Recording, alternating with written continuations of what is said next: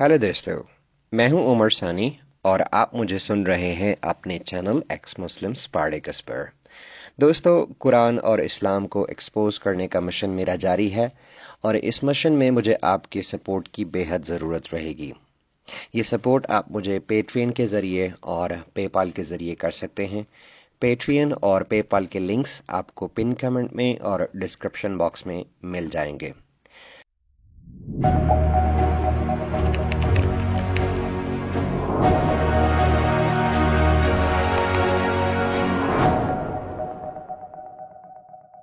साथ ही साथ मेरे नया चैनल को सब्सक्राइब करना मत भूलिए, ताकि जो वीडियोस पाकिस्तान में ब्लॉक हैं या जो वीडियोस इस चैनल से हटा दी गई हैं, वो जल्द से जल्द मैं उस चैनल पर अपलोड करके आप लोगों के साथ सारी इन्फॉर्मेशन शेयर कर सकूं।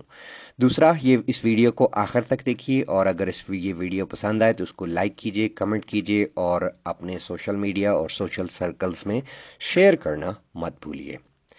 तो चलते हैं आज की वीडियो की तरफ। एक सेक्सुअली फ्रस्ट्रेटेड इंसान जो अपने आप को नबी कहता था, वो इतना फ्रस्ट्रेटेड था कि ना बच्चियां छोड़ता था ना नौकरानियां।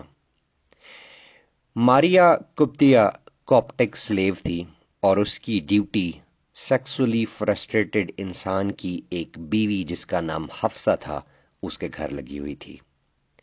मारिया की खूबसूरती को देखकर रसूलुल्लाह ने उसे रसगुल्ला समझकर खाना चाहा, लेकिन हफ्सा वहां थी। हफ्सा को भगाने के लिए कोई तरकीब भी सोचनी थी। तो तरकीब ये सूझी उसने कि हफ्सा, वो तुम्हें ना तुम्हारा बाप बुला रहा है। हफ्सा अपने बाप के घर चली गई और रसूलुल्लाह ने रसगुल्ला चबाना शुरू कर दिया। हफ्सा बाप के पास पहुंची, यानी उमर के पास, तो उसने कहा कि मैंने तो नहीं बुलाया। हफ्सा को शक पड़ा और वो भागी भागी पहुंची अपने घर, तो रसूलुल्लाह को बिना शलवार अपनी नंगी तलवार के साथ मारिया के साथ डिंग डोंग करते पकड़ लिया। हफ्सा का बाप उमर था और उमर से मोहम्मद की बहुत फटती थी।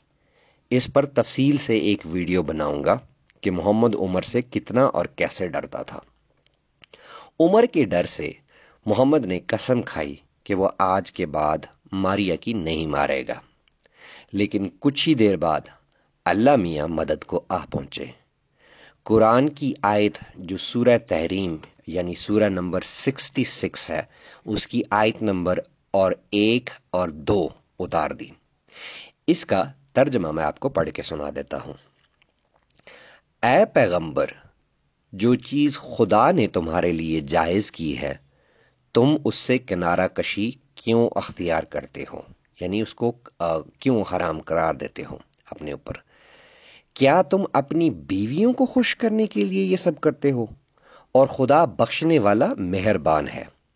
खुदा ने आपके लिए आपकी कस्मों का कफ्फारा मुकर्रर कर रखा है और खुदा ही तुम्हारा कारसाज है और वो दाना और हिकमत वाला है। मॉडर्न मुस्लिम्स और मुस्लिम अपोलोजिस्ट्स मेंटल जिम्नास्टिक करवाते हुए कहते हैं कि नहीं नहीं, हमारे हजूर तो एक खास किस्म का हनी यानी शहद खाते थे जिससे उनके मुंह से बदबू आती थी, और आयशा ने भी ये शिकायत की थी कि ये शहद ना खाया करें, आपका मुंह भास मार रहा होता है।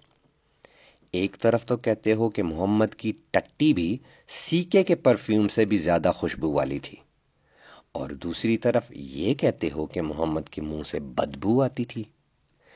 अब जरा देखते हैं कि मोहम्मद ने अपने ऊपर जो चीज हराम की थी, क्या वो वाकई शहद था या कोई और चीज थी। अगर अल्लाह ने एक चीज हलाल की हुई थी तो नबी ने अल्लाह के हुक्म की नाफरमानी करते हुए अपने इरादे से खुद उसको कैसे हराम कर लिया? यहाँ ये सवाल बनता है। दूसरा सवाल ये है कि दुनिया में कहीं भी कोई भी ऐसा हनी या शहद दिखा दें जिसके खाने से मुंह से बदबू आती हो।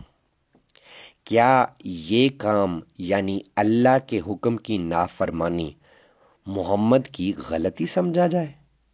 لیکن تم تو کہتے ہو کہ نبی کبھی غلطی نہیں کر سکتا۔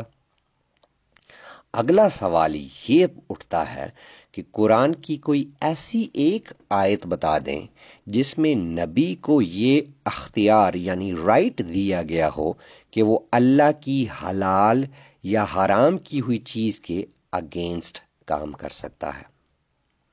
اگلا سوال یہ ہے کہ اگر نبی کی غلطی تھی تو کوئی ایک ایسی آیت یا حدیث بتا دیجئے جس میں نبی نے اپنی غلطی پر معافی مانگی ہو۔ ویسے تو قرآن میں بہت ساری ایسی آیتیں ہیں جو حلال کو حرام کرنے والوں کے لیے سخت سزا اور سخت قسم کی دھمکیاں سنائی دیتی ہیں۔ ان آیتوں میں سیمپل کے طور پر سورہ مائدہ کی آیت 87 اور سورہ یونس کی آیت نمبر 59، ان کا ترجمہ میں آپ کو پڑھ کے سنا دیتا ہوں۔ مومنوں، جو پاکیزہ چیزیں خدا نے تمہارے لیے حلال کی ہیں ان کو حرام نہ کرو اور حد سے نہ بڑھو کہ خدا حد سے بڑھنے والوں کو دوست نہیں رکھتا۔ اس آیت کے مطابق یا تو نبی صاحب جو ہیں وہ خدا کے دوست نہیں رہے، کیونکہ حد سے بڑھنے والا خدا کا دوست نہیں ہوتا، اور اگر دوست ہے تو خدا پر جھوٹ بول رہا ہے۔ اب اس کو کس طرح ذرا جسٹیفائی کریں گے، ہمیں بھی سمجھائیے۔ سورہ یونس کی آیت نمبر 59، اس میں لکھا ہے، کہو کہ بھلا دیکھو تو خدا نے تمہارے لیے جو رزق نازل فرمایا ہے تم نے اس میں سے بعض کو حرام ٹھہرا دیا اور بعض کو حلال۔ ان سے پوچھو کیا خدا نے تم کو حکم دیا ہے یا تم خدا پر جھوٹ باندھتے ہو؟ اب سورہ یونس کی آیت نمبر 59 کے مطابق محمد نے خدا پر جھوٹ باندھا ہے۔ اب آپ اس کو کس طریقے سے جسٹیفائی کریں گے؟ آپ کے سارے مسئلے میں خود حل کر دیتا ہوں۔ آپ کا مسئلہ میں خود آپ ہی کی تفسیر جلالین سے حل کر دیتا ہوں کہ اصل معاملہ کیا تھا۔ سورہ تحریم کی جو آیت اللہ نے محمد کو ماریا کے ساتھ ڈنگ ڈونگ کرنے کے لیے اتاری تھی، اس کے بارے میں تفسیر جلالین میں دیکھتے ہیں کہ کیا یہ آیت ماریا کے لیے تھی یا شہد کے لیے۔ تفسیر جلالین میں اس آیت کی تفسیر میں لکھا ہے، اے محمد، جب اللہ نے قبطی نوکرانی ماریا کو حلال کر دیا ہے تو آپ کیوں خود پر حرام کرتے ہو؟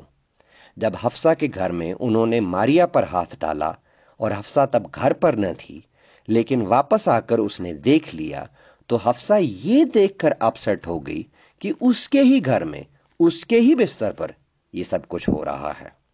اس پر محمد نے کہا کہ آج کے بعد یہ مجھ پر حرام ہے۔ کیوں حرام قرار دے رہے ہو؟ کیا صرف بیویوں کو خوش کرنے کے لیے؟ اللہ بخشنے والا اور مہربان ہے۔ اب مسلمان بھاگتے بھاگتے آئیں گے، ہم اس تفسیر کو نہیں مانتے۔ چلو نہ مانو، حدیث کو تو مانتے ہو نا، اور وہ بھی صحیح حدیث کو۔ سنن النسائی کی حدیث نمبر 3411 میں لکھا ہے، انس سے روایت ہے کہ محمد کی ایک نوکرانی تھی جس کے ساتھ محمد نے سیکس کیا تھا۔ عائشہ اور حفصہ محمد کو اکیلا نہیں چھوڑتی تھیں جب تک کہ وہ ماریا کو خود پر حرام قرار دینے کی قسم نہ کھا لے۔ تب یہ آیت اتری، خود پر وہ کیوں حرام کرتے ہو جسے اللہ نے تم پر حلال کیا ہے۔ اگر اس حدیث سے بھی آپ کی تسلی نہ ہوئی ہو تو بخاری والیوم 3 بک نمبر 43 حدیث نمبر 648 پڑھ لیجئے گا، آپ کی تسلی ہو جائے گی اور آپ دوبارہ کسی کی مینٹل جمناسٹک نہیں کروا سکیں گے۔ پیارے دوستو، آج کے لیے اتنا ہی، ملیں گے کسی اور ویڈیو میں کسی اور ٹاپک کے ساتھ۔ آخری میسج، اسلام چھوڑیں، انسان بنیں۔